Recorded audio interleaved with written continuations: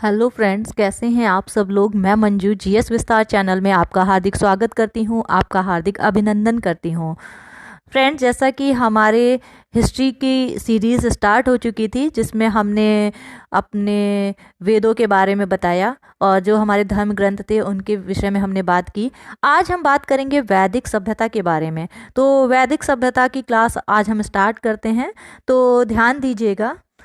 इनका जो विभाजन है, पिछली बार भी हमने बताया था, पिछले लेक्चर में भी हमने बताया था, जो विभाजन है यानी कि वो क्या है, ऋग वैदिक काल, ऋग वैदिक काल और है उत्तर वैदिक काल, उत्तर वैदिक काल।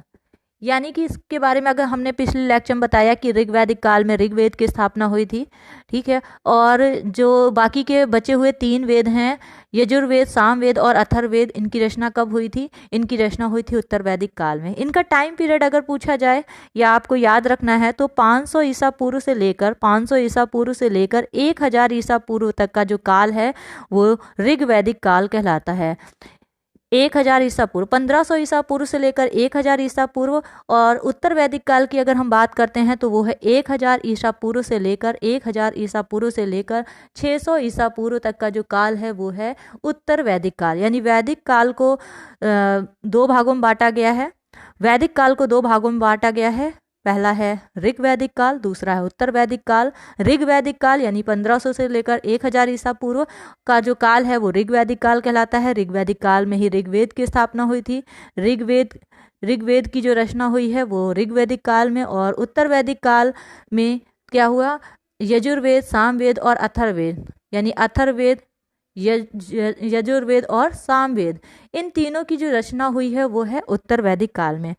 आगे हम बात करेंगे आर्यों का मूल निवास स्थान। आर्यों के विषय में बात करेंगे।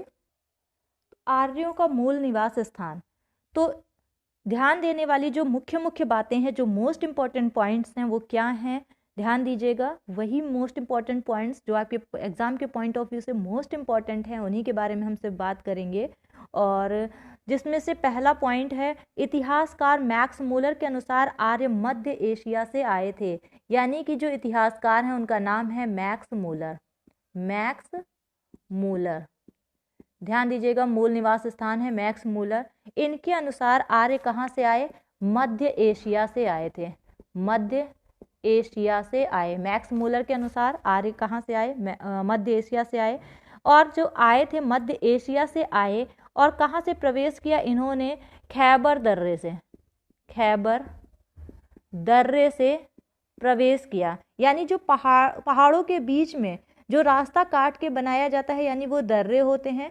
यानी खैबर दर्रे से इन्होंने क्या किया? प्रवेश किया। और ये खैबर दर्रा कहाँ? हिंदू कुश पर्वत में। हिंदू कुश पर्वत,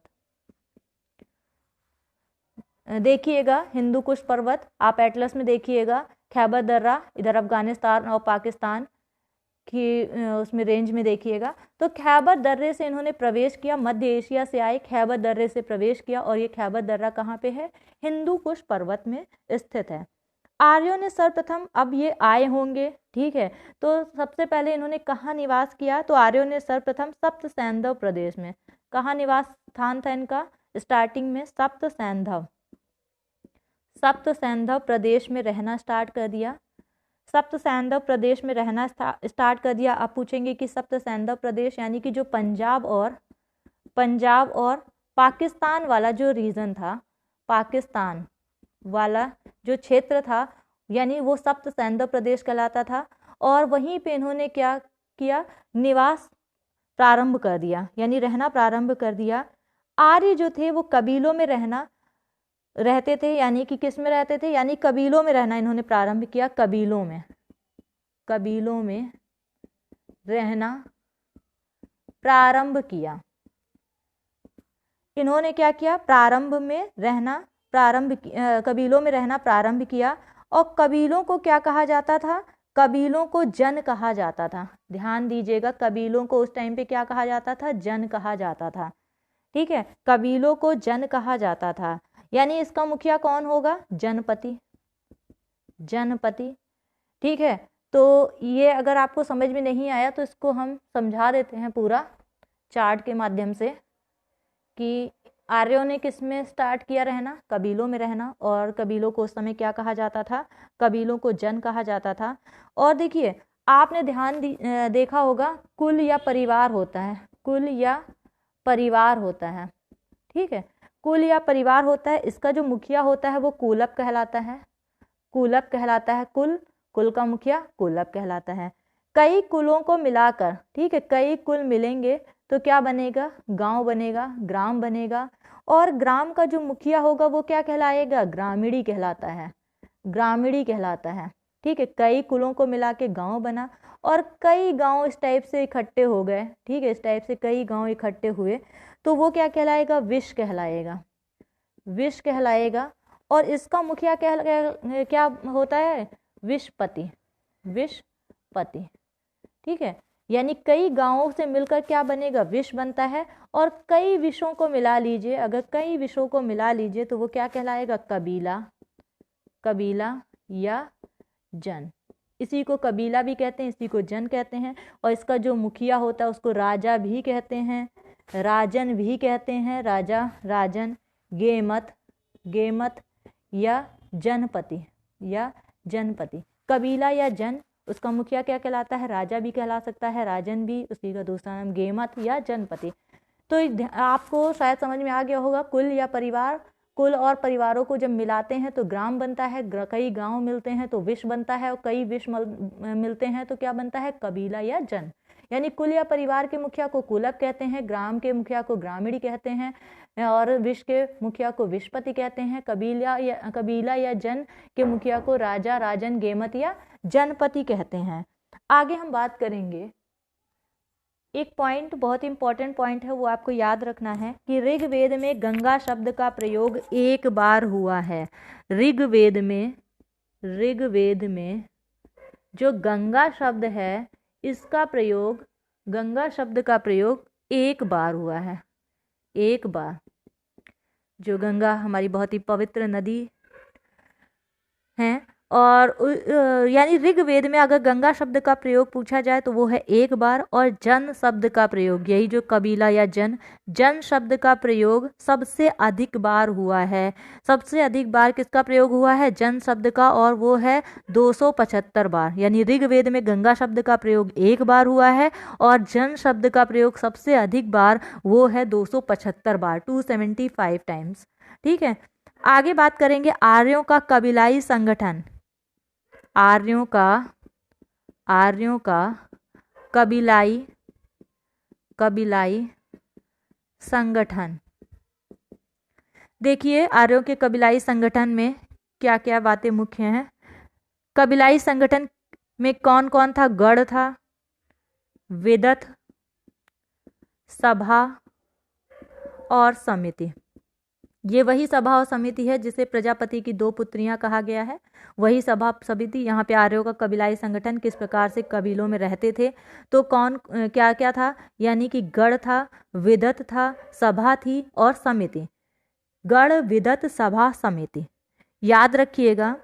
अगर इनका ये प्रयोग पूछा जाए कितनी बार इसका प्रयोग हुआ है ऋग्वेद में, तो ऋग्वेद में जो गढ़ शब्द का प्रयोग हुआ है वो है 46 बार, 46 टाइम्स। विदत का 122 बार, सभा का 8 बार और समिति शब्द का प्रयोग 9 बार हुआ है। 46, 122, 8, 9, 8, 9, ये दोनों पुत्रियां हैं, 8, 9, और ये 46 और ये 122, ठीक है, याद रखिएगा।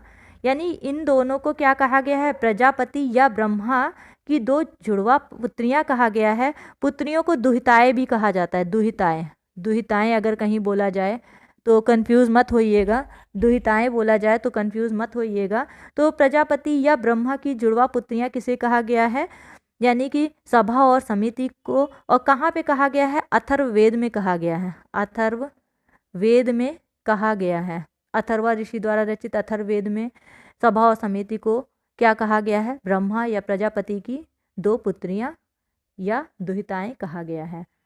आगे एक एक करके हम बात करेंगे, गढ़ के विषय में बात करेंगे, विदत क्या है, सभा क्या है, समिति क्या है, इनके क्या क्या काम थे, इनके मुख्य कार्य क्या क्या थे, तो इनके विषय में भी हम बात कर लेते हैं। इम्पॉर्टेंट है और अच्छा भी है, कि अभी पता चल जाएगा कि किस में कौन से पॉइंट इम्पॉर्टेंट है। तो आगे बढ़ते हैं। तो गढ़ के बारे में हम देखते हैं, ध्यान दीजिएगा। गढ़,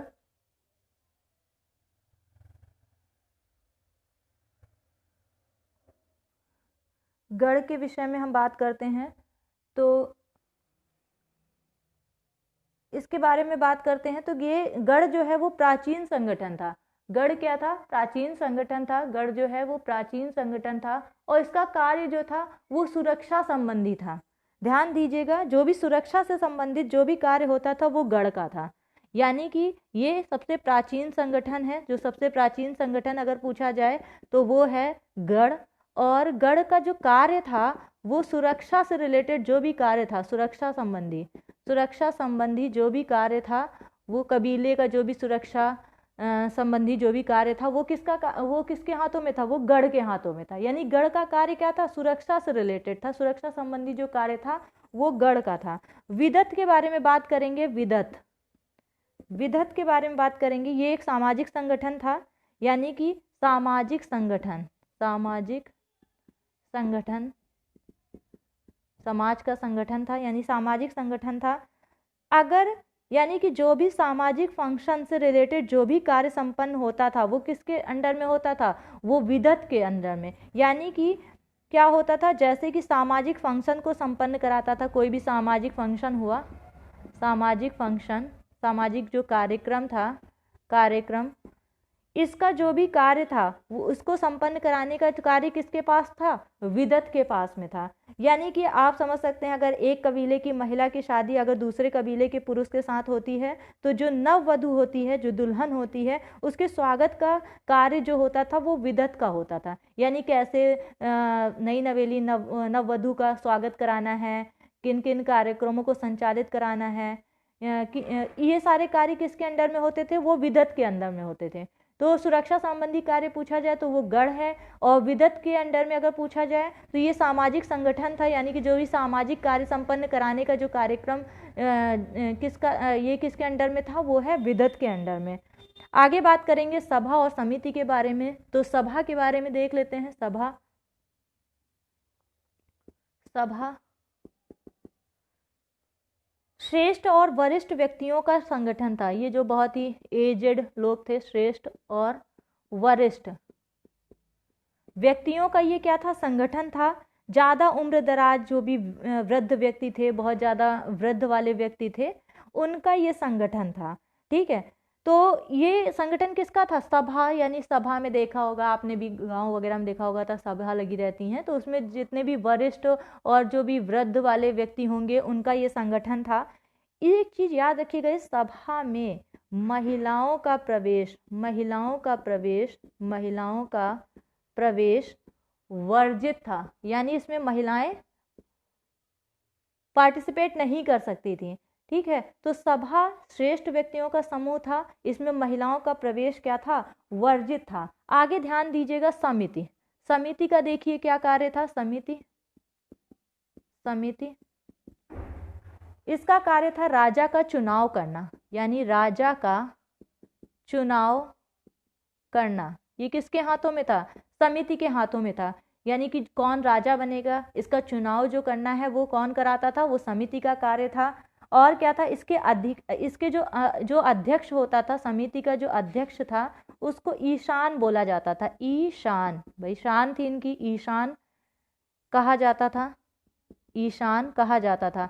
समिति के अध्यक्ष को क्या कहा जाता था? ईशान कहा जाता था। इनका कार्य क्या था? राजा का चुनाव करना। सभा का कार्य क्या था? सभा जो थी वो श्रेष्ठ व्यक्तियों का और जो भी वृद्ध व्यक्ति थे उनका समूह था। विदत जो था सामाजिक संगठन, यानी कि वो सामाजिक फंक्शन को संपन्न कराता था। और गढ़ जो था वो प्राचीन संगठन था, इसका कार्य सुरक्षा संबंधी था। तो आपको समझ में आया होगा। और गढ़ शब्द का प्रयोग कितनी बार हुआ ऋग्वेद में? 46 बार। फिर उसके बाद 122 याद रखिएगा। गढ़ विदत हो गया। फिर सभा और समिति दो जुड़वा पुत्रियां, किसमें कहा गया? अथर्ववेद में कहा गया है। अथर्ववेद की स्थापना अथर्वा ऋषि द्वारा, जितने भी कर्मकांड हैं वो अथर्ववेद में बताए गए हैं। ठीक है। और इनको यानी कि 8 और 9 इसकी कोडिंग है 46 122 8 9, 46 122 8 9। अगर गंगा शब्द का प्रयोग ऋग्वेद में कितनी बार हुआ? एक बार। सबसे ज्यादा बार किसका प्रयोग हुआ है? वो है सबसे ज़्यादा बार किसका हुआ है, जन शब्द का प्रयोग। ठीक है, जन को ही क्या कहा जाता था, कबीला कहा जाता था। तो इस टाइप से आपको पूरा का पूरा रिवीजन करना है।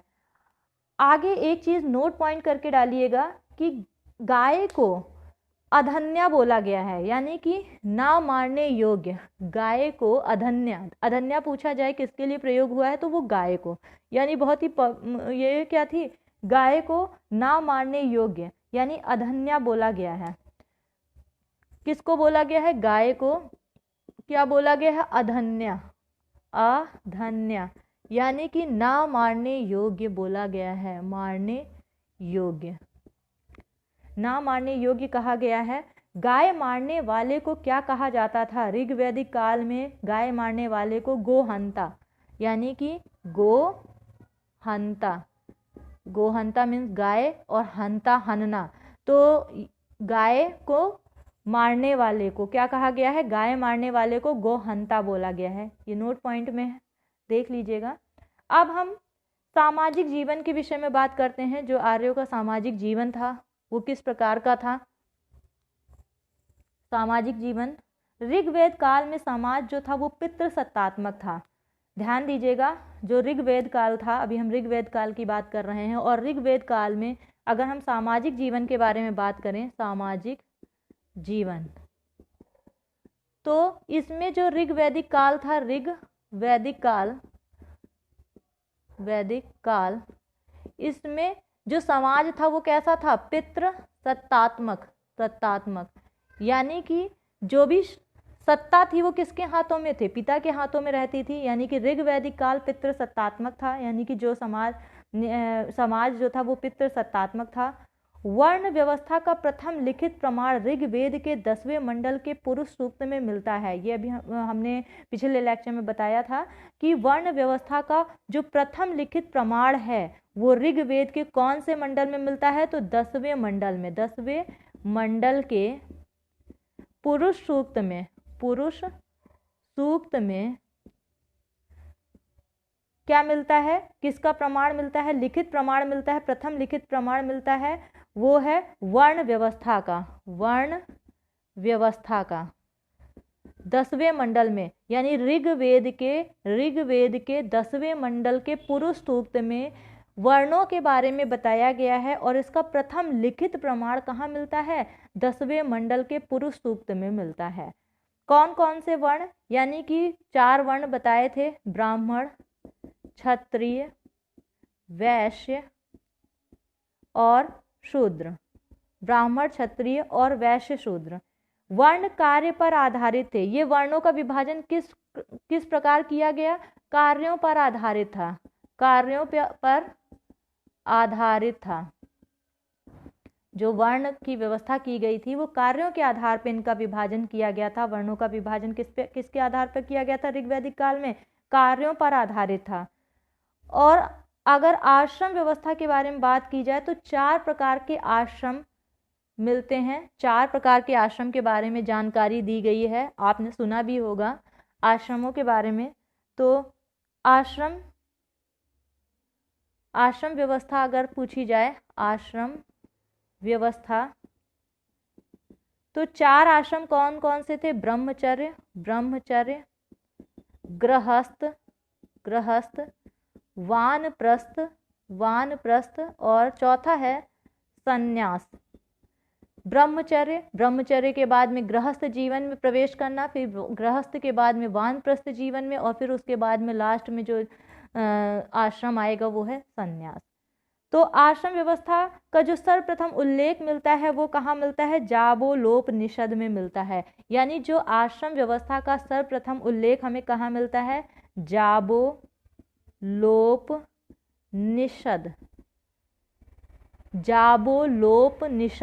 याद रखिएगा, आश्रम व्यवस्था का जो प्रथम प्रमाण मिलता है यानी कि उल्लेख मिलता है वो कहाँ मिलता है, जाबोलोपनिषद। अब हम एक एक के बारे में थोड़ा थोड़ा सा बात कर लेते हैं, ब्रह्मचर्य के बारे में, गृहस्थ जीवन के बारे में। तो ब्रह्मचर्य, शिक्षा प्राप्त करने का जो समय था यहीं से स्टार्ट हो जाता है ब्रह्मचर्य, यानी कि 0 से जो 25 वर्ष की आयु होती है वो ब्रह्मचर्य वाली आयु के अंदर आती है। यानी कि शिक्षा प्राप्त करने का समय था। ब्रह्मचर्य वाला जो ये है, ये क्या है, ये शिक्षा प्राप्त करने का समय था। शिक्षा प्राप्त करने का समय। जब शिक्षा प्रारंभ होती थी तो एक संस्कार होता था, और ये संस्कार 8 वर्ष की उम्र में होता था, जिसे बोला जाता था उपनयन संस्कार। यानी कि शिक्षा प्रारंभ, ये उपनयन संस्कार जो था, उपनयन संस्कार द्वारा शिक्षा क्या की जाती थी, ये शिक्षा स्टार्ट की जाती थी। उपनयन संस्कार द्वारा शिक्षा प्रारंभ की जाती थी। अगर पूछा जाए कि उपनयन संस्कार कितने वर्ष में होता था, तो 8 वर्ष में होता था। 8 वर्ष में शिक्षा स्टार्टिंग, यानी शिक्षा प्रारंभ करने के जब स्टार्ट होनी होती थी तो इसकी जो स्टार्टिंग होती थी वो उपनयन संस्कार द्वारा होती थी और 8 वर्ष की उम्र में होती थी। शिक्षा आबादी से बाहर गुरुकुल में होती थी। ये आप सभी को पता होगा कि शिक्षा जो होती थी पहले वो कहाँ होती थी, आबादी से दूर होती थी, गुरुकुल में होती थी। ऋग्वैदिक काल में शिक्षा जो थी वो क्या थी, मौखिक थी। ठीक है, मौखिक यानी कि लिखित तौर पे नहीं होती थी, वो मौखिक, यानी कि जो टीचर्स थे वो बताते थे, जैसे अभी हम लिख रहे हैं इस टाइप से नहीं, सिर्फ मौखिक रूप से होती थी शिक्षा। शिक्षा देने वाले को आचार्य कहा जाता था। क्या कहा जाता था, आचार्य। जैसे हम लोग अपने टीचर्स को क्या बोलते हैं, मैम या सर बोलते हैं, तो उस समय जो शिक्षा देता था वो आचार्य कहलाता था। तो आपने देखा कि जो शिक्षा प्रारंभ होती थी वो उपनयन संस्कार द्वारा होती थी। ब्रह्मचर्य की हम बात कर रहे हैं, 8 वर्ष की उम्र में होती थी, मौखिक होती थी शिक्षा। और जो शिक्षा देने वाले को क्या बोला जाता था, आचार्य कहा जाता था। और किस से रिलेटेड शिक्षा दी जाती थी, वेद और पुराणों की जो शिक्षा दी जाती थी। ठीक है, हमें वेदों के बारे में बताया जाता था, पुराणों के बारे में बताया जाता था, पुराणों के बारे में बताया जाता था। और जो वेद और पुराणों के बारे में बताता था, यानी जो इससे रिलेटेड शिक्षा देता था, उसे हम बोलते थे, यानी उस समय क्या बोला जाता था, उपाध्याय। उपाध्याय, आजकल सरनेम में देखा होगा उपाध्याय, तो ये सरनेम वहीं से लिया गया है। तो वेद और पुराणों की शिक्षा देने वाले को क्या बोला जाता था, उपाध्याय बोला जाता था। तो इसके जो मेन इंपॉर्टेंट पॉइंट थे वो आपने ध्यान दिए होंगे। आगे बढ़ते हैं। 25 वर्ष की आयु पूरी होने के बाद समावर्तन संस्कार होता था। अब ध्यान दीजिएगा, समावर्तन संस्कार, ब्रह्मचर्य वाला जीवन खत्म हुआ, समाप्त हुआ, और समावर्तन संस्कार, यानी उपनयन संस्कार से शिक्षा प्रारंभ हुई, समावर्तन से समाप्त हो गई। समावर्तन संस्कार यानी कि 25 वर्ष की आयु पूरी होने के बाद में समावर्तन संस्कार होता था। गुरुकुल छोड़ दिया जाता था, यानी समावर्तन संस्कार हो गया, गुरुकुल छोड़ दिया। और कहाँ प्रवेश करेगा, गृहस्थ जीवन में। वही ब्रह्मचर्य के बाद में गृहस्थ जीवन आता है, तो गृहस्थ जीवन में प्रवेश करेगा, बालक जीवन में प्रवेश करेगा। यानी कि इसका कार्य इस समय क्या है, अब घर वालों को प्रोटेक्शन देना है। ठीक है, गृहस्थ जीवन में क्या होता है, अपने जो भी होते हैं उनको प्रोटेक्शन देना। तो ये सोसाइटी को प्रोटेक्शन देने का कार्य होता था। सोसाइटी को प्रोटेक्शन देने का कार्य होता था। अब इसके बाद में, यानी जब 25 से 50 वर्ष की उम्र हो गई, अब ये गृहस्थ जीवन से कहाँ प्रवेश करेगा, वानप्रस्थ जीवन में। यानी कि यहाँ पे क्या होता था, वानप्रस्थ जीवन में ये क्या होता था, आध्यात्मिक शिक्षा का समय था। आध्यात्मिक शिक्षा का समय था। अब आध्यात्मिक शिक्षा के बाद में क्या होता था, यानी जब आध्यात्मिक शिक्षा का समय भी समाप्त हुआ, 50 से 75 वर्ष का समय समाप्त हुआ, अब 75 वर्ष से 100 वर्ष वाले समय में कहाँ गया, ये संन्यास जीवन में प्रवेश करेगा। मनुष्य कहाँ प्रवेश करेगा, संन्यास जीवन में। समाज के लोगों का मार्गदर्शन, अब किसका मार्गदर्शन करेगा, समाज के लोगों का मार्गदर्शन। गृहस्थ जीवन में सोसाइटी को प्रोटेक्शन देना, अपने घर वालों को प्रोटेक्शन देना। आध्यात्मिक शिक्षा यानी वानप्रस्थ जीवन में जब प्रवेश करेगा तो आध्यात्मिक शिक्षा, और बाद में वो सन्यासी जीवन में समाज के लोगों का मार्गदर्शन करना इसका कार्य था। अब आपने देखा कि जो भी आपने ब्रह्मचर्य के बारे में देखा, गृहस्थ जीवन के बारे में देखा, वानप्रस्थ जीवन के बारे में देखा और संन्यास जीवन के बारे में देखा। ये क्या था? आश्रम थे। अब हम वैदिक काल में महिलाओं की स्थिति के बारे में भी बात कर लेते हैं, देख लेते हैं कि महिलाओं की क्या स्थिति थी उस समय। तो बहुत ही इंटरेस्टिंग टॉपिक है महिलाओं की स्थिति। ऋग वैदिक काल में महिलाओं की स्थिति,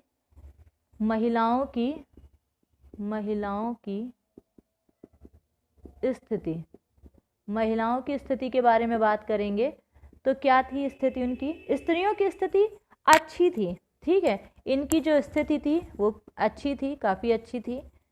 वेदों का अध्ययन करती थी। इस समय की जो महिलाएं थीं वो वेदों का अध्ययन करती थीं। तो वेदों के अध्ययन जो कराते होंगे उपाध्याय जी कराते होंगे, तो वेदों का अध्ययन करती थी।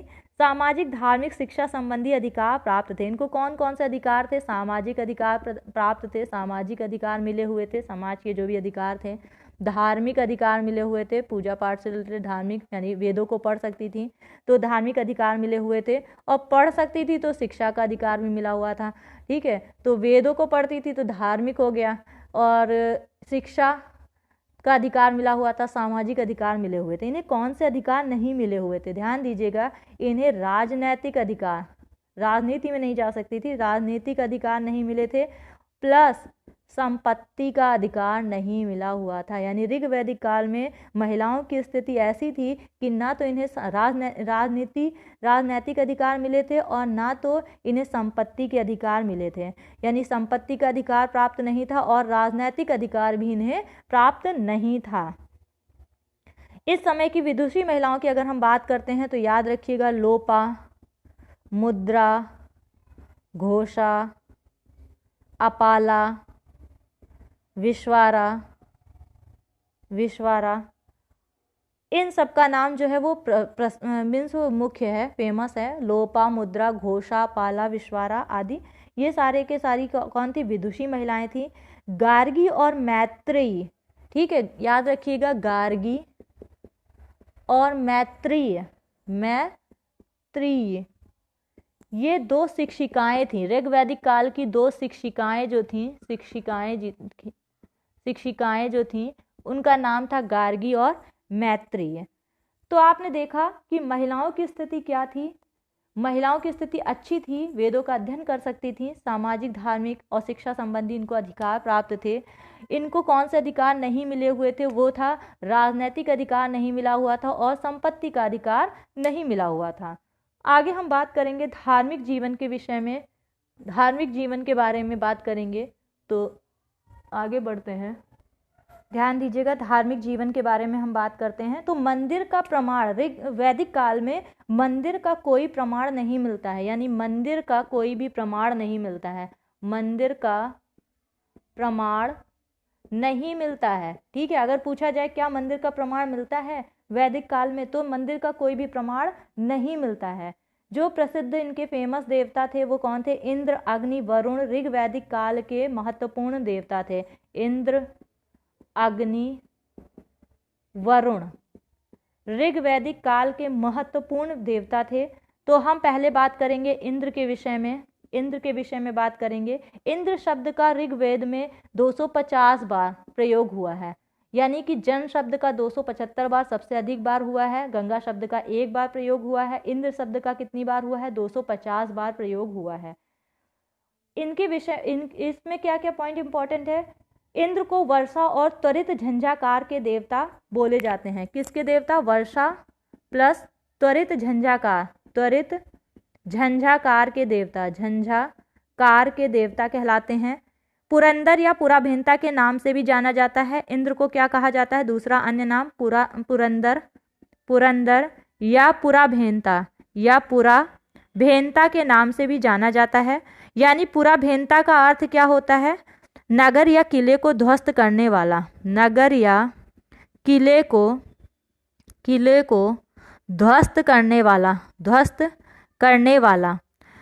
तो इंद्र शब्द का प्रयोग ऋग्वेद में 250 बार हुआ है। वर्षा या त्वरित झंझाकार के देवता कहलाते हैं। पुरंदर या पुराभेंता के नाम से भी जाना जाता है। अगर पूछा जाए पुरंदर या पुराभेंता के नाम से किस देवता को जाना जाता है, वो है इंद्र। और पुराभेंता का जो शाब्दिक अर्थ होता है वो नगर या किले को ध्वस्त करने वाला। उत्तर वैदिक काल में इंद्र के स्थान पर प्रजापति सर्वाधिक प्रिय देवता हो गए। यानी कि ये जब अगर ऋग वैदिक काल में जो सर्वाधिक प्रिय देवता थे वो कौन थे? अगर पूछा जाए कि ऋग वैदिक काल के जो फेमस देवता हैं वो कौन है, तो वो हैं इंद्र। अगर पूछा जाए उत्तर वैदिक काल में, तो उत्तर वैदिक काल में क्या हुआ कि इंद्र के स्थान पर प्रजापति, कौन आ गए? प्रजापति सर्वाधिक प्रिय देवता हो गए। सोचिए देवता भी चेंज हुए। तो कौन थे? पहले इंद्र थे, इंद्र के बाद में ये कौन, ये कब प्रिय देवता थे? ये ऋग वैदिक काल में थे, ऋग वैदिक काल में। और अगर उत्तर वैदिक काल में प्रिय देवता के बारे में बात की जाए तो वो है प्रजापति। मोस्ट इम्पॉर्टेंट है, बहुत कंफ्यूजन होता है, इंद्र भी होगा प्रजापति भी होगा, और हम भूल जाएंगे कि इंद्र कब थे और प्रजापति कब फेवरेट देवता थे। ठीक है, तो इंद्र पहले थे और प्रजापति बाद में थे, याद रखिएगा। नेक्स्ट अग्नि देवता के बारे में पढ़ लेते हैं। तो इंद्र, अग्नि, वरुण, ये सब ऋग वैदिक काल के देवता हैं। तो अग्नि के बारे में पढ़ेंगे, अग्नि देवता के बारे में। तो 200 बार, अब 250 पहले इंद्र जी के बारे में 250 बार वर्णन किया गया है इंद्र शब्द का, ये ऋग्वेद में है। और अग्नि शब्द का प्रयोग 200 बार हुआ है, 200 बार हुआ है। अग्नि शब्द का प्रयोग 200 बार ऋग्वेद में 200 बार हुआ है। और देवताओं और ये जो अग्नि है, ये देवताओं और मनुष्यों के बीच की कड़ी बताई गई है। यानी देवताओं और मनुष्यों के बीच की, और मनुष्यों को जोड़ने वाली कड़ी बताई गई। इसीलिए देखा होगा कि क्या होता है, हवन वगैरह किए जाते हैं, तो क्या होता है कि देवता और मनुष्य के बीच की जो कड़ी है वो अग्नि देवता को बताया गया है। तो अग्नि शब्द का प्रयोग 200 बार हुआ है, देवता और मनुष्यों के बीच की कड़ी बताई गई है। वरुण देवता के बारे में बात करते हैं। वरुण देवता, तो वरुण देवता के बारे में कम बार यूज हुआ है, यानी कि इस शब्द का प्रयोग जो है वो 30 बार हुआ है। ऋग्वेद में 30 बार प्रयोग किया गया है। नैतिक नियमों का देवता कहा जाता है वरुण देवता को। नैतिक नियमों का देवता कहा जाता है। ऋतुओं का नियामक भी कहा जाता है। ऋतुओं का नियामक किन देवता को कहा जाता है? वरुण देवता को। ऋतुओं से रिलेटेड याद रखिएगा, ठीक है। ग्रहों में भी वरुण शब्द का प्रयोग आपने देखा होगा, वरुण जो है वो ग्रह भी है। तो ऋतुओं से रिलेटेड जब देवता के बारे में बात आए तो वो है ऋतुओं का नियामक भी कहा जाता है। ऋतुओं का नियामक कहा जाता है, ठीक है, ऋतुओं का नियामक कहा जाता है। नैतिक नियमों का देवता कहा जाता है। और ऋतुओं का नियामक कौन से देवता हैं? वो है वरुण देवता। कितनी बार प्रयोग हुआ है? 30 बार प्रयोग हुआ है। आगे हम बात करेंगे पूषण या पूषण। कुछ अन्य देवता हैं, ठीक है, कुछ अन्य देवता हैं। यानी पूषण या पूषण जो है वो पशुओं के देवता थे। ये कौन से देवता थे? ये पशुओं के देवता थे। पशुओं के देवता कौन कहलाते हैं? पूषण या पूषण कहलाते हैं। सोम देवता के बारे में पढ़ लेते हैं। सोम देवता मोस्ट इम्पॉर्टेंट है, और इनका जो उल्लेख है वो ऋग्वेद के 9वें मंडल में मिलता है। अगर सोम देवता के विषय में जानकारी मिलती है वो ऋग्वेद के 9वें मंडल में हमें सोम देवता के बारे में जानकारी मिलती है। ये कौन थे? वनस्पति देवता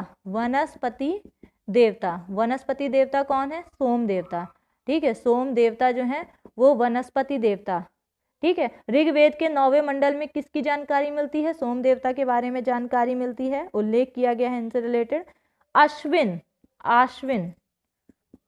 अश्विन जो थे वो विपत्तियों को हरने वाले देवता थे। विपत्तियों को हरने वाले देवता कौन थे? अश्विन जो थे वो विपत्तियों को हरने वाले देवता थे। विष्णु, आप सभी विष्णु जी की पूजा करते होंगे, तो विष्णु जो थे वो विश्व के संरक्षक या पालनकर्ता, विश्व के संरक्षक या पालनकर्ता, जो विश्व है, विश्व के संरक्षक या पालनकर्ता वाले कौन देवता थे? वो विष्णु देवता थे, ठीक है।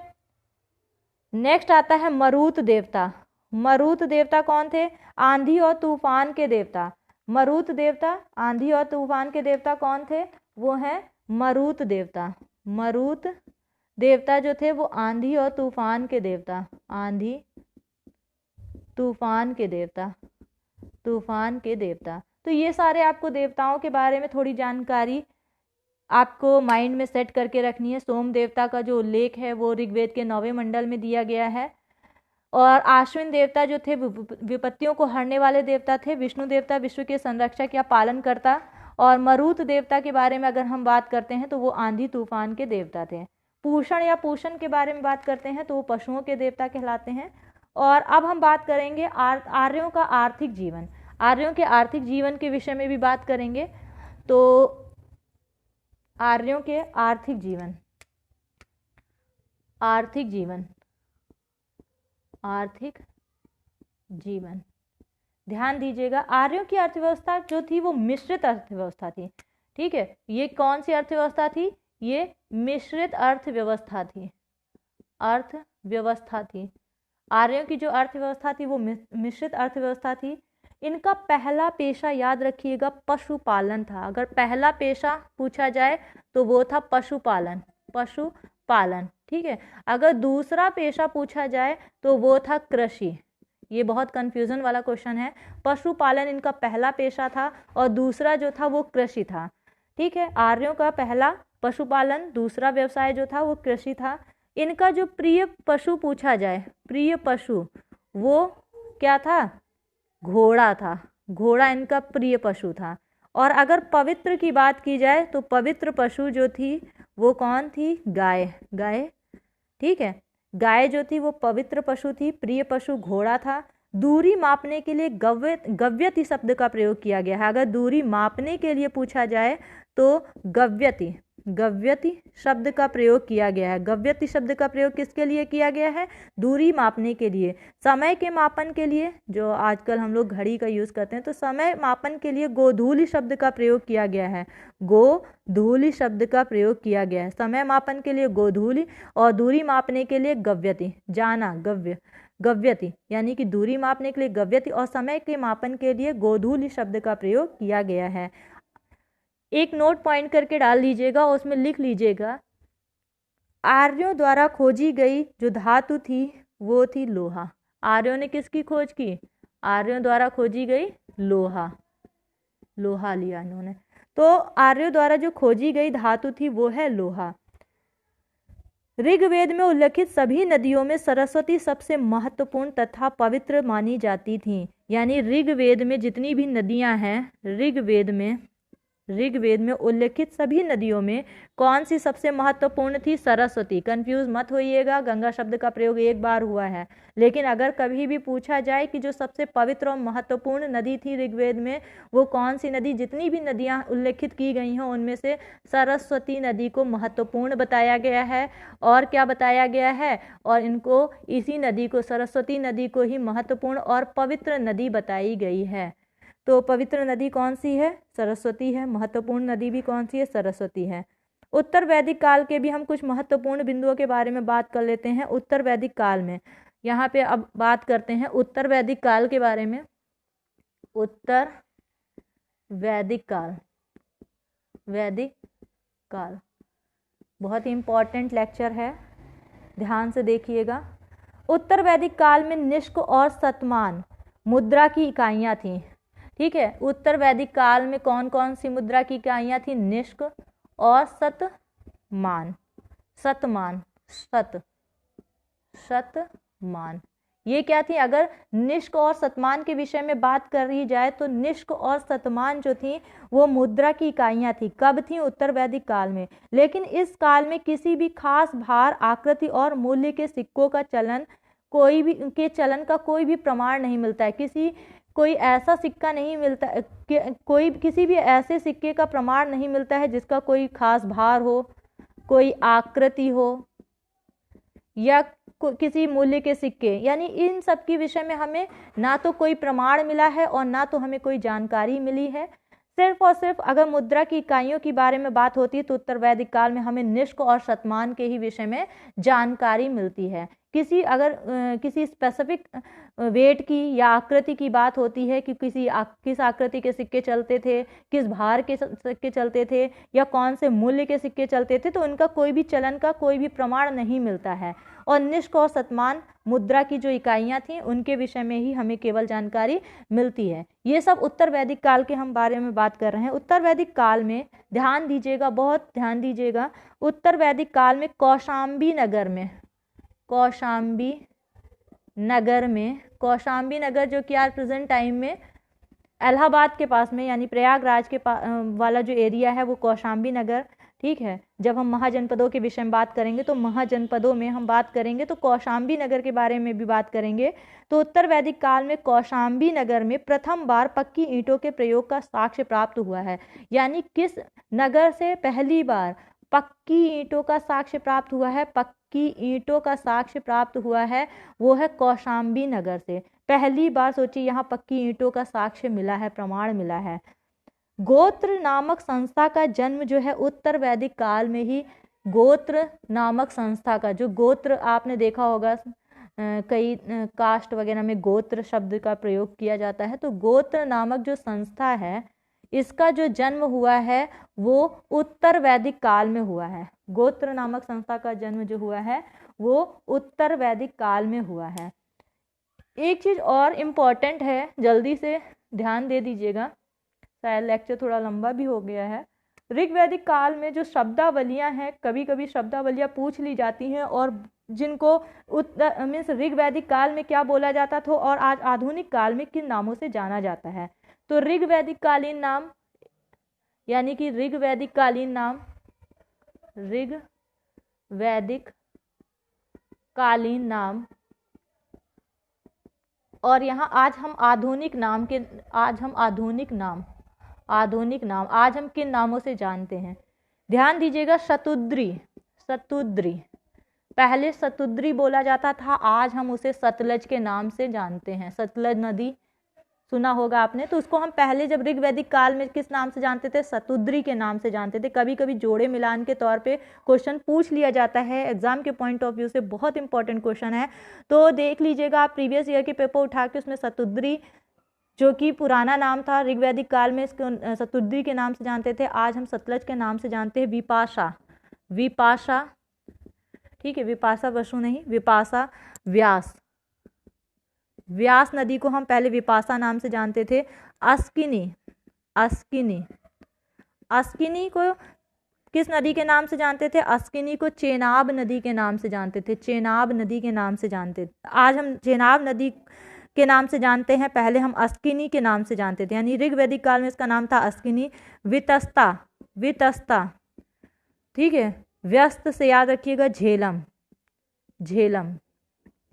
वितस्ता को आज हम झेलम नदी के नाम से जानते हैं। सदा नीरा,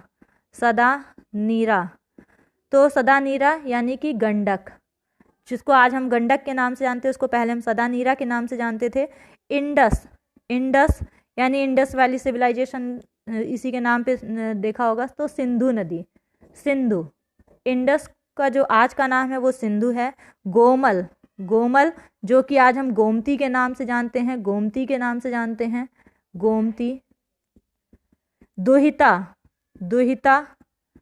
यानी अभी हमने बताया भी था, दुहिता पुत्री, ठीक है, दुहिता को पुत्री। गोहंता, एक जगह आप नोट कर लीजिएगा, गोहंता यानी कि गाय को मारने वाले को क्या कहा जाता है? यानी आज हम जिसको गाय को मारने वाला बोलते हैं, उस समय गोहंता बोला जाता था, गाय मारने वाले को। अमाजू, याद रखिएगा, यहीं पे लिख दे रहे हैं, अमाजू। आज इसका अमाजू का आधुनिक नाम है अविवाहित स्त्री। अविवाहित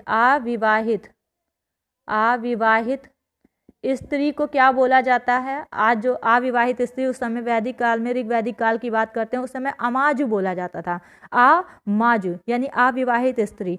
तो आपने देखा ऋग्वैदिक काल के जो नाम थे वो आज आधुनिक नाम, कौन कौन से नाम हैं आधुनिक नाम में?